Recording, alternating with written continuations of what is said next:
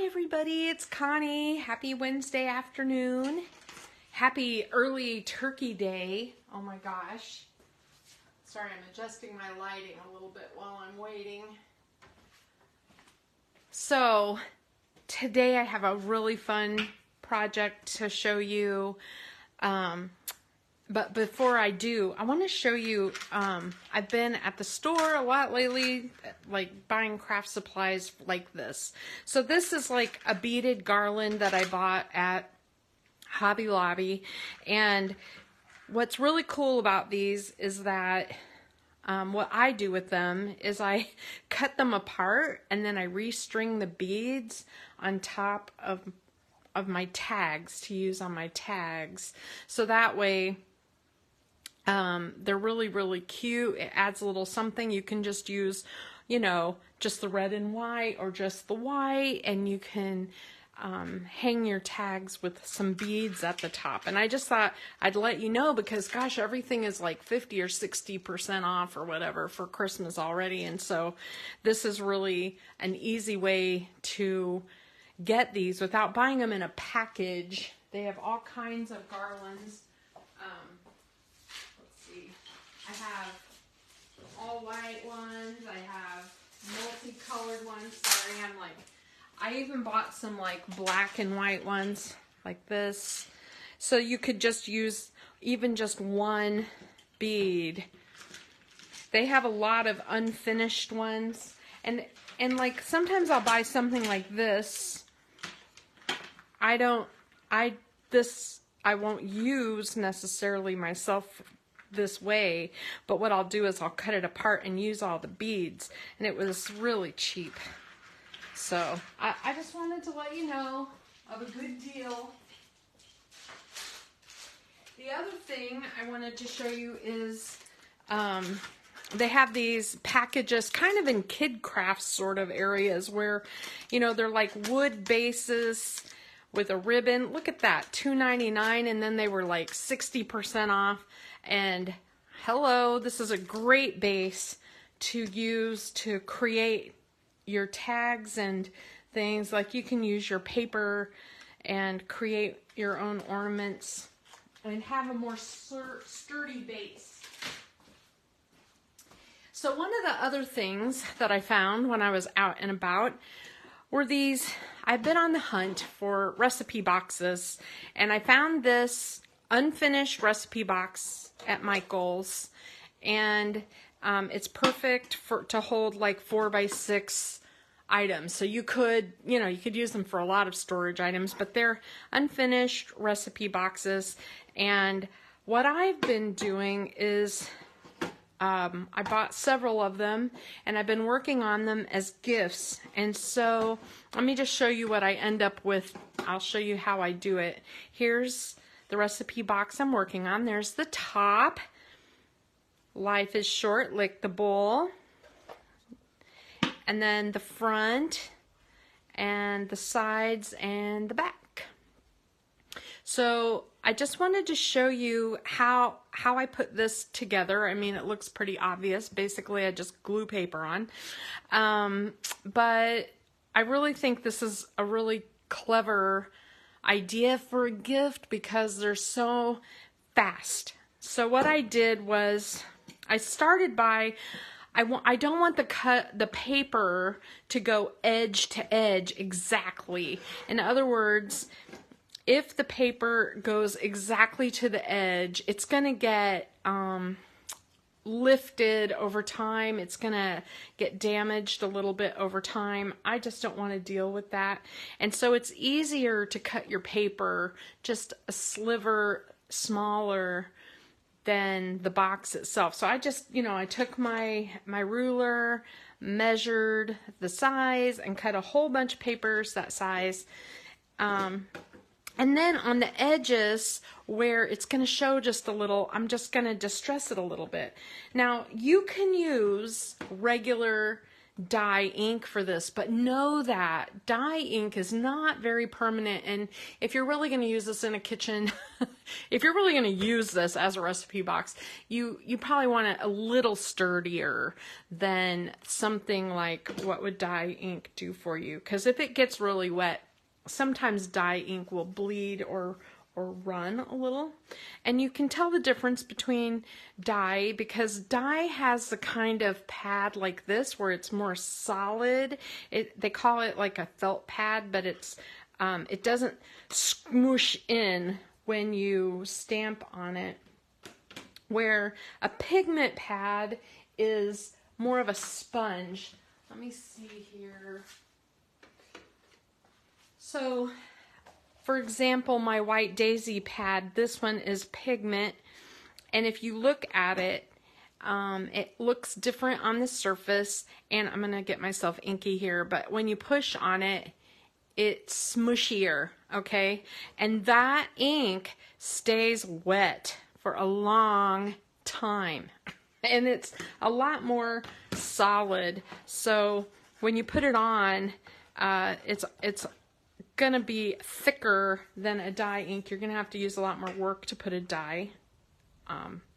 Now I have all of the Close to My Heart pigment inks come like this now, but in the olden days they came as like cubes. You may even have some cat eyes or cubes or something that is any of your pigment based inks will work for this. And so what I do is if you do it direct onto the project, it's pretty dark.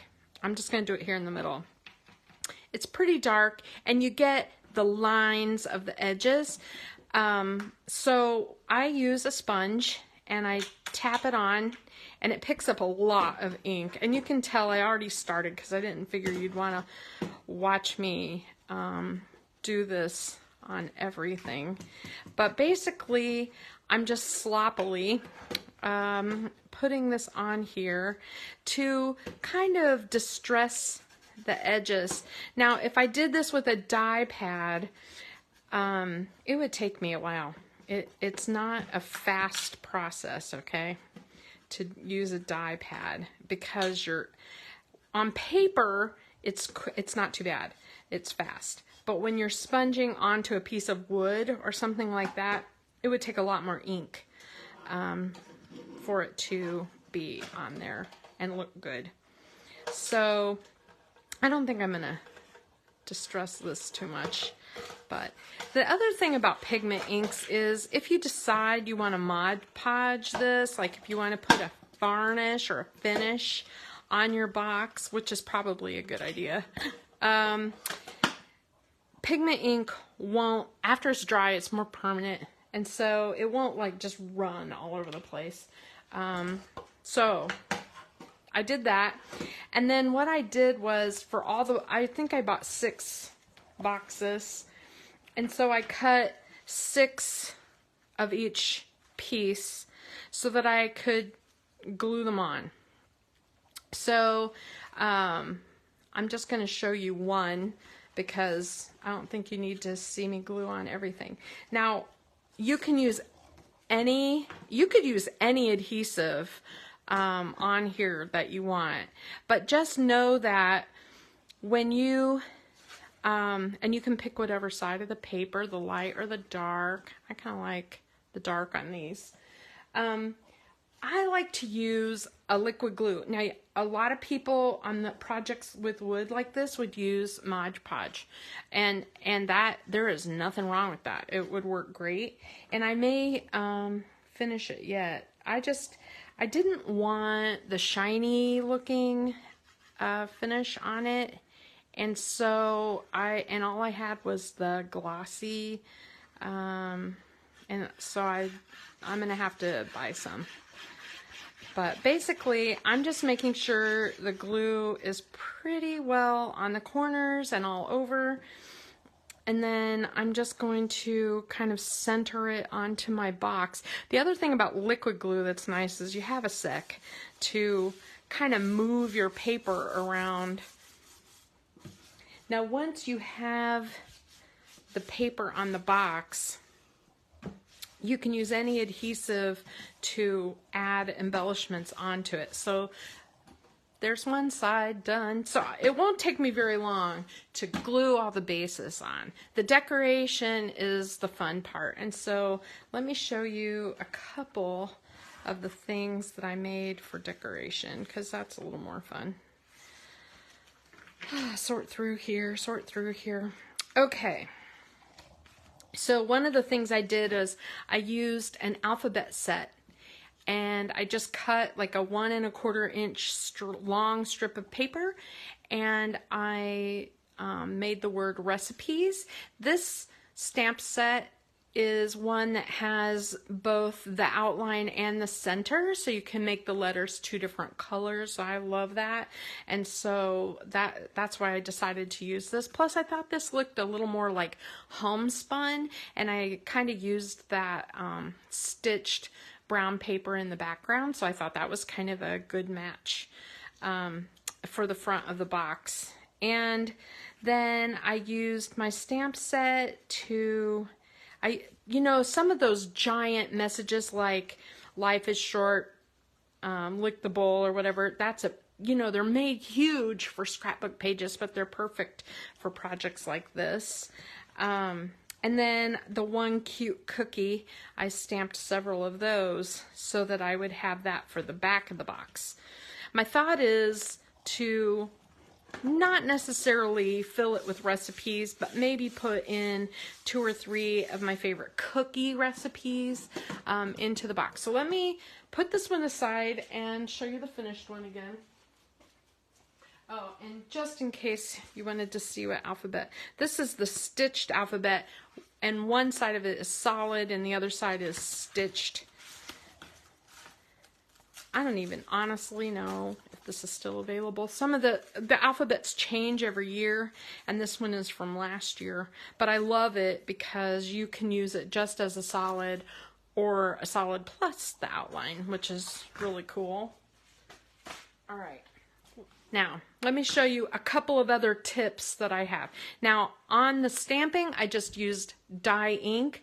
I think it will be fine. I was worried about the dye ink not really soaking into the wood right or something, but so on this one, I used the dye ink in toffee, and you can tell, you almost can't see it. It's really, really light. But that is how the distressing turned out on that one.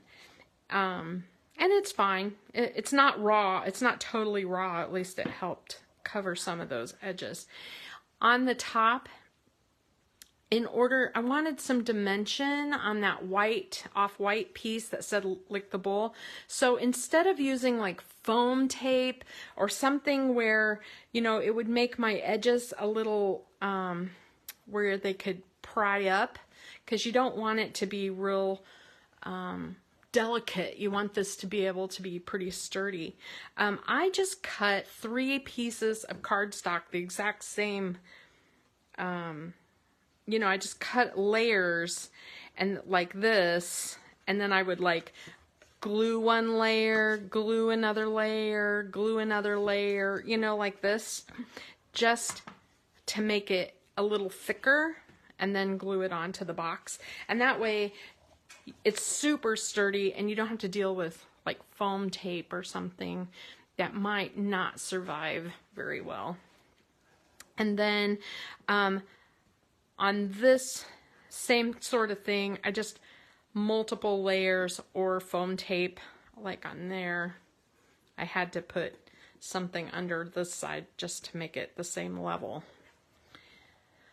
There's that recipe thing. And then on the back, I used a strip that I stamped on, and that one cute cookie, and then that cookie set, that freshly baked set. I'm going to show you the stamp sets in a minute, because I just want to show you how I used the different sets. So here's one. You've seen me use it several times. Freshly baked card making workshop. And I know this one it comes with the, you know, the whole paper kit to make cards, but I didn't actually do that. I did make that elf card with cookies. That was really cute, but I didn't actually make any other cards with it. But I do love this Have a Sweet Holiday Season. I'll definitely use that for some other cards with my other stamps. So this is the one. This is one that I used a lot because I wanted to make some of the chocolate chips. And then, of course, you've seen me use this one a few times. This is the scrapbooking set, and it's got that big grid. And there's that Life is Short, Lick the Bowl, and the one cute cookie. So obviously, this is the one I've used the most. I'll show you the other pieces that I've cut from that. But the one I want to use today that I want to talk about is this one. So this is a freshly baked card making, and it has a die that basically makes a big card that has like an imprint at the bottom, a decorative card. Now you would not need this. I mean, this is basically 4x6. And then it has a tab, so maybe you already have a tab punch or something that would be really fast. Like, to me, this is a little time consuming to cut each of these out. Even if you layer paper and you're able to cut out 2 or 3 at a time, it's easier just to cut 4x6 pieces out. So what I really wanted this set for was not that. I wanted it for the stamps. So the stamps that are in here, there's one that's lined, which you saw when I was showing my example. I just took a bunch of cardstock and stamped those lines on there so that I could write my recipes in. And then the other stamps that are on it all have to do with creating a recipe card, right? So from the kitchen of cook time, serves, prep time, ingredients, directions, notes, my rating, and then it even has little stars or little hearts where you could mark it. You can use various words on your cards. I personally like a lot of handwriting on cards, but I wanted to show you, I took this stamp set and I chopped it in half, and you're probably like, oh my God, why would you do that? That's crazy. But I wanted to be able to give this as a gift, and I didn't want to take all of these off and stamp them all individually. And so I know a lot of stamp companies now are doing this, so this is certainly not Connie's idea, okay? But I want to show you how I did that just so you get the general idea. But what I did was I stamped it in multiple colors as a whole, so that I could just cut out the words and glue them on. I know they're all upside down, right? But I just wanted to be able to put them on as I wished and not stamp everything individually. Now, you could stamp everything individually if you want, but when you're mass producing like I do, I tend to make, 20 of something at a time. Stamping everything individually is a lot. Okay, so let me show you how I did this. Maybe I'll use red just so you can see. This is scarlet. And what I did was I left all of my stamps on the carrier sheet. And I know this, if you have a MISTI tool or something, this is exactly what a lot of stamp companies are doing. They're making their stamps in a way where you can put them into your MISTI or stamp positioner all at once like this, stamp them all at once, and then they're making their die cuts coordinate with it so that you don't even have to hand cut them apart if you don't want to. So here's what I did. I inked it up all like that. And then I took my paper and I just laid it on top. And I'm just rubbing it like this. If you are worried that you won't get even coverage, you could use like a stamp block or something and just rub over it. The way this works, I can feel that stamp under my fingers just fine.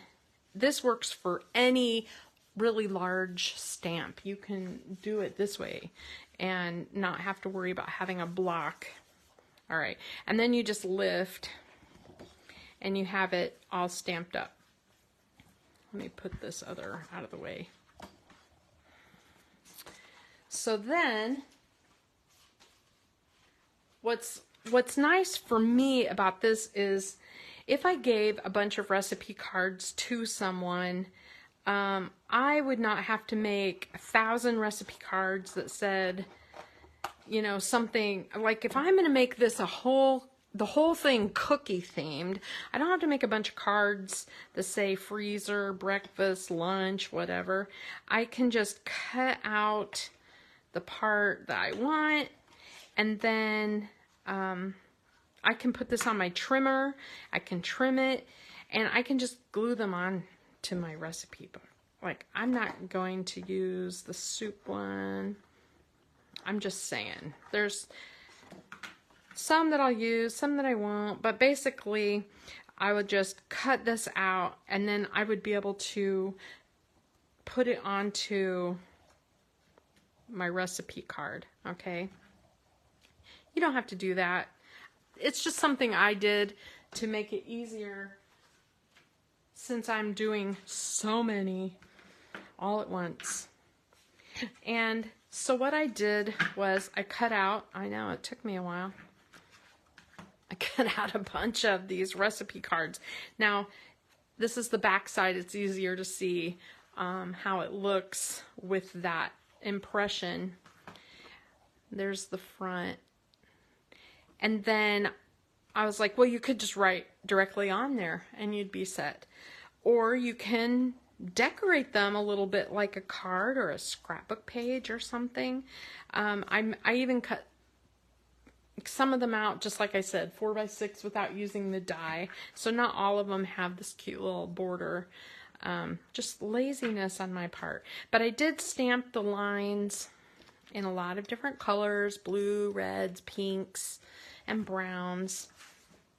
And let me show you some ideas for that. So there's my base card, and then I'm going to write the recipe on here. And I have this picture of my mom. I only have like one picture of my mom cooking. I can't believe it, but I only have one photo of her where she's actually cooking, and that's shocking because every Christmas, she had this huge amount of things that she made all the time, and one of the things she made was like her famous fudge. She was well known for her fudge. I've never been able to duplicate it, even following her recipe. I don't know. My fudge never sets up for some reason, but anyway, so I cut out a little tab. I thought this was really cute. I could put the little gingerbread boy on there. You can decorate these any way you want. Let me just show you my tray. Okay, so I have all of these little things that I could use to decorate my recipe cards with, and I just have all these strips because these cards are really narrow, and so putting a strip of color at the bottom or top really does make a difference. And using these little icing pieces, aren't they cute? I have the little acrylic dots, little stickies. I cut out a bunch of the different, cookies and things. So, you could just put a simple cookie on there. I have the little chocolate chip cookies that I can do. There's a lot of options when you start messing around. If you look at your stamps that you have in your stash, you may have a ton of things. They may not look like cookies, but maybe you have Christmas trees or little ornament stamps or whatever, just to show that it's a holiday theme. You don't need this set specifically to make this project. And you could use the stickers, if you prefer. I went ahead and used all of this set because I wanted to show you some, how I used it. But this, honestly, I've made a ton of various recipe books and cards without the set. So I'm just showing you how cute it is and how easy it is when you have the tools, but you could easily do this on your own too. This is a PML card. It has two sides, two different colors. So I just cut that down. So basically I'm making this like a card. So I think that's pretty cute. And you can decorate these any way you want. So on this one, the other thought I had that I thought might be kind of a neat idea, like if I'm gonna use this for my mom's favorite fudge or something, is to use like a flip flap and put the photo that I have of my mother like on the back of the card, or I could glue this down like this and then it will flip up. If I need more space for my recipe, this is clear when you peel the adhesive thing off, see? And so it would just fit down right there, and then I can have a photo of the finished product or my mother. I could finish the recipe on the back. I could put a story in. Like I said, if, I'm the one who will help my mom bake the most. So if I don't put the story down, nobody's going to really know how much work she really put into making these various things. And several of the people who she made them for are no longer living. So it's kind of an important thing to spread those stories. And I thought, what a cool idea for, a gift. I can put in a bunch of blanks so people can add their own. And then I can put in my special ones that I make every year. I always tend to make, I'm kind of well known for my sugar cookies. People ask me for the recipe all the time. They tell me they can't find cookies that taste as good as mine. And I laugh like crazy because I basically just use the Pillsbury roll of dough and I roll it out using powdered sugar instead of flour. I don't know if that makes a difference in how they taste, but people go crazy over my sugar cookies. I think that's really funny. Anyway, so that's my idea for today. I just thought that was really neat. And then the other thing I wanted to show you here is, the PML cards. There's a lot of them, and you could use if you don't want to buy the stamp set, maybe just buy the PML cards because there's a huge variety. And wouldn't it be cute to have this official cookie taster on the box? You could put that as the title of the box or somewhere on the back. So that would be kind of a cool idea. holiday calories don't count. I love that. And wouldn't that be fun on the inside of the box, on the lid, inside the lid? Just so many ideas. Happiness is a warm cookie, and just that alone would be a really adorable title. And then you could fussy cut out this cookie. I'm just saying the PML cards for this are really, really great. Baking Spirits Bright, you could cut that piece out and just tuck it in on the edge or make it on the back. This is a good set, a really good set. You might even include a few cards in your recipe box. You know, annual traditions, special celebrations, your favorite holiday music or whatever. If you're not going to scrapbook those things, maybe you put it in your recipe box and pass it on to your family. It's really fun. So I'm just showing you some of the cards so that you get an idea. The smaller cards, I've used a lot of these, so some of the cards are more solid, are all over designs, and my light's a little harsh, so it's hard to tell the color, but that's blue. And you could just use that as your base for a recipe card and just slip it in. You don't even have to cut more cards. You could just use up the set. We go together like milk and cookies. That would be a really cute thing on the side of one of these cards. You know, when I'm trying to,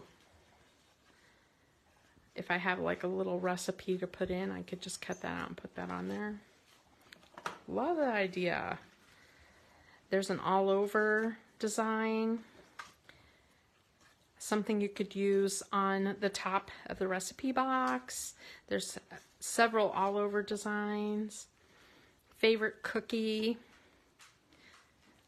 Do you love it? I have an aunt who makes amazing cookies that it would be really cool to, you know, put this onto the recipe card. Making a list, checking it twice. Maybe you put your top 8 recipes on there. And look at that. Heather, I'm just reading your note. God, I remember getting wisdom teeth out. No fun. No fun. Although, hopefully, we'll feel good enough to eat Thanksgiving food. I don't know. That's pretty close. I remember my husband got his wisdom teeth out like 2 days before the taste of champagne. And I remember telling the doctor, but we have to go to the taste of champagne. We have to eat. And he's like, no, I don't think so. That sort of cracked me up. I myself had my 5-year colonoscopy yesterday, so I'm ready to eat, man. After not being able to eat for 2 days, yikes. Well, I hope he's okay. Okay, so this is my project for today. The other thing I wanted to talk to you about is those of you who have purchased a special through the month of November are getting the card kit in the mail. It's in a gold envelope. I've shown 2 of the cards. One of them is little envelope, are the little elves in a present. I've shown a couple of them in little videos, shorts, on my page, and I think I'm gonna do the others also, but I just want you to know that, oh my gosh, do your own thing. Pull the parts out, and I'm betting money that you will come up with something that you love, even if you don't see what I did with it. So, pureed food for how long? A few days. You know, you could, I mean, that's my stepmother just had her teeth out so that she's gotten new dentures, and it's been less than 2 weeks, so she's still on super soft and pureed food, and she's totally cool with mashed potatoes and sweet potatoes, and I think she'd do fine with noodles. So, and the blender is your best friend. Blended up turkey looks gross, but anything else I think would be okay. So, lots of gravy, lots of gravy. All right. So, I hope you liked my project today. I hope you guys have a good Thanksgiving. I'll be thinking about you. And Heather, thank you for sending the cards for JJ. She really, really appreciated them. She was making a trip to the nursing home right when I sent them, so she did not take pictures of them, but she sent me a huge thank you. So happy Thanksgiving, Margie. Thanks for watching. Bye, everybody.